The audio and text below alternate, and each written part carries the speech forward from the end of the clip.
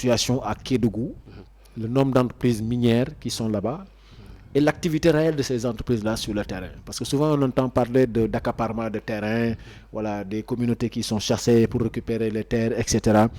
Qu'est-ce qui se passe réellement sur le terrain à Kédougou? Ok, en tout cas, présentement, les entreprises qui font surtout les exploitations, parce que d'abord, il y a d'autres qui sont en phase d'exploration, mais les entreprises qui ont commencé l'exploitation, c'est PMC de Mako et EZO de Sabodala qui sont en exploitation. Mais quand même, il y a d'autres qui sont en exploration. Donc, Dans l'exploration qui d'autres sont zones, quoi.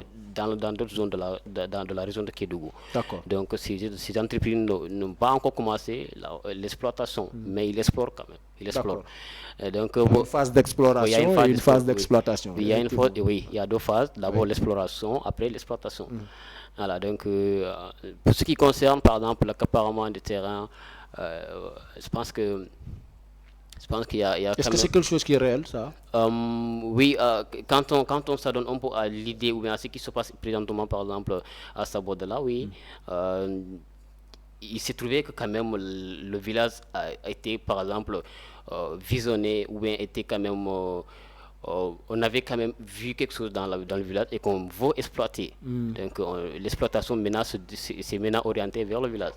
Donc, on a vraiment quand même demandé aux villageois quand même de libérer le village et pour qu'ils puissent exploiter. Parce que maintenant, je pense qu'il y a des mines là-bas, donc il faudra aussi venir les exploiter. D'accord. Donc, finalement, ils seront délogés pour un autre lieu. D'accord. Mais est-ce qu'ils ont octroyé à ces familles-là qui doivent bouger, vraiment, est-ce qu'ils l'ont recasé quelque part avec des conditions vraiment normales, là où il y a de l'électricité, de l'eau, etc., etc. Parce qu'on ne peut pas quand même demander à la communauté de partir comme ça, sans pour autant les reloger ailleurs.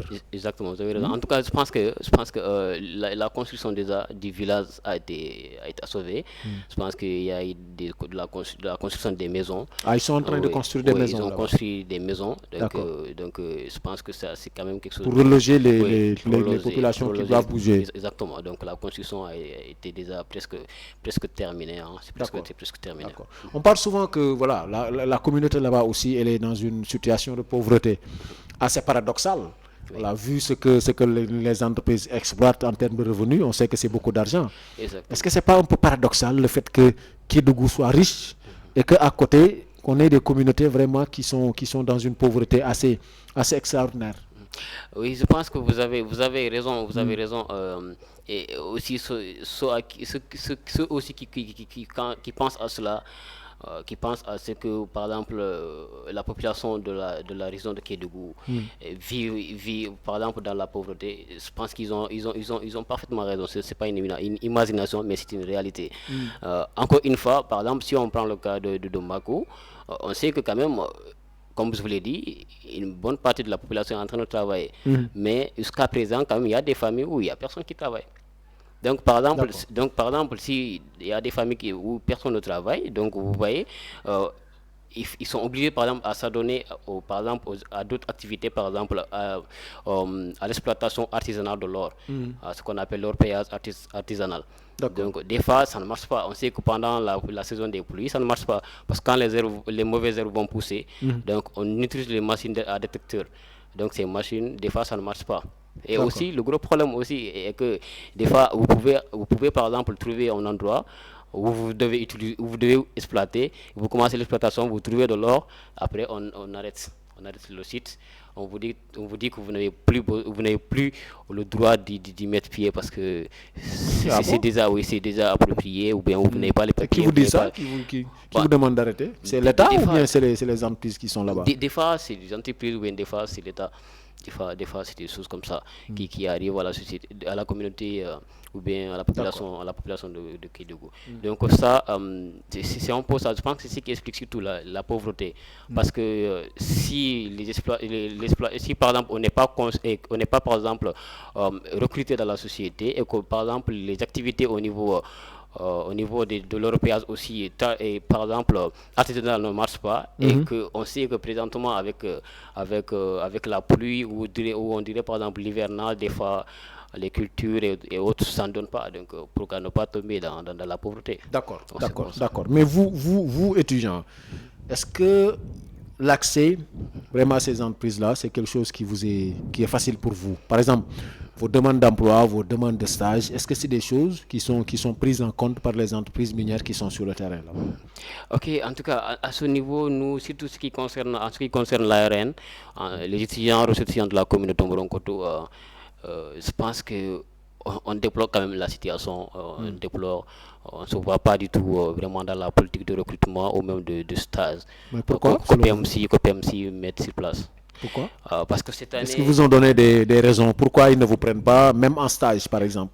le problème est que non, il n'y a pas de justification parce que même cette année, on a rencontré l'adjoint au DG du PMC, de PMC ici à Dakar. On est allé lui rencontrer dans sa résidence.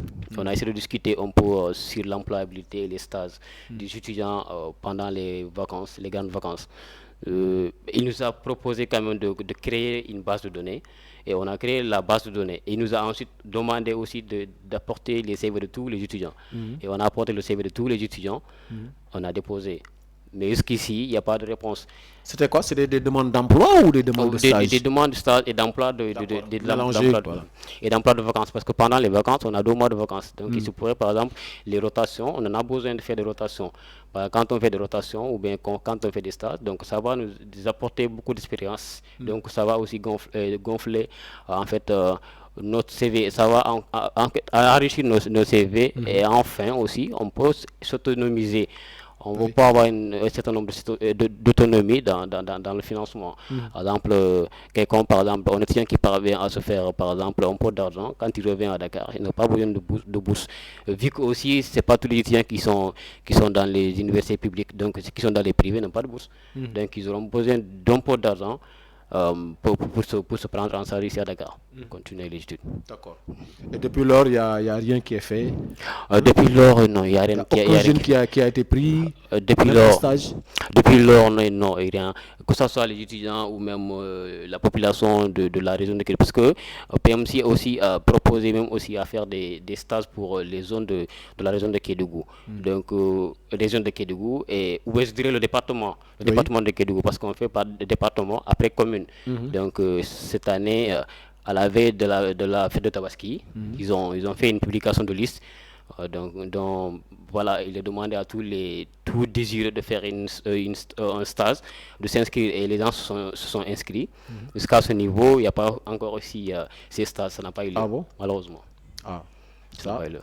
À part ça, est-ce que vous avez d'autres doléances, hein, Oui, à part ça, des doléances à faire valoir, par exemple? ouais, à part ça, nous, ce qu'on peut faire valoir est que qu'il essaie de faire une rétrospection sur sur les dossiers qu'on a déposés. Parce que nous, on a eu à faire un bon travail sur le point, par exemple, des bases de données. Parce qu'on a créé une base de données. Donc là, il y a toutes les informations de tous les étudiants de l'ARN. D'accord. Donc, à ce moment donné, on a appelé le DG. Et c'est quelque chose de très bizarre s'est passé. Le DG il dit qu'il a perdu, il a eu un problème avec sa machine ordinateur et tous les données sont perdues et tout ça. Donc, il n'a plus de données. Donc, et le président encore a fait des efforts pour le renvoyer les trucs. Et il dit, mais à ce niveau, il dit que bon, il n'est plus, bon, par exemple, le responsable de ça, donc il faudra encore contacter un certain Omar Sek. On a contacté Omar Sek, jusqu'à présent, et rien. Donc nous, ce Il n'y a qu'on pas eu de veut, réponse. ouais, il n'y a pas de réponse. Donc nous, présentement, ce qu'on veut, c'est par exemple qu'ils viennent, qu'ils lisent un peu nos bases de données et qu'ils revoient, qu'ils étudient nos CV et qu'ils nous reviennent. Sous peu. Oui, c'est tout ce dont on demande. D'accord. D'accord.